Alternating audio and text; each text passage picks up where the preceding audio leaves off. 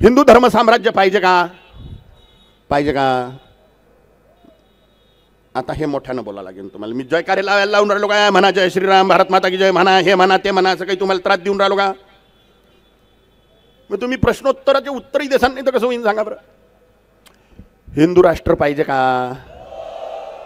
संपूर्ण गोवंश हत्या बंदीचा केंद्रीय कानून पाहिजे का? लव जेहाद विरोधी कानून पाहिजे का? लँड जेहाद विरोधी कानून पाहिजे का? CAA UCC NRC लागू झालं पाहिजे का? 7 करोड जे रोहिंग्या मुसलमान देशात घुसलेले आहेत त्याला बाहेर फेकलं पाहिजे का? तर हे सगळे कायदे कानून कोण बनवीन? राजा. मग असा राजा तुम्ही सत्तेत कसा बसवसान? स्वतः हिंदू वोट करून. हिंदू लोक वोटिंग करतील तेव्हा कट्टर हिंदूवादी राजा बसेन की नाही?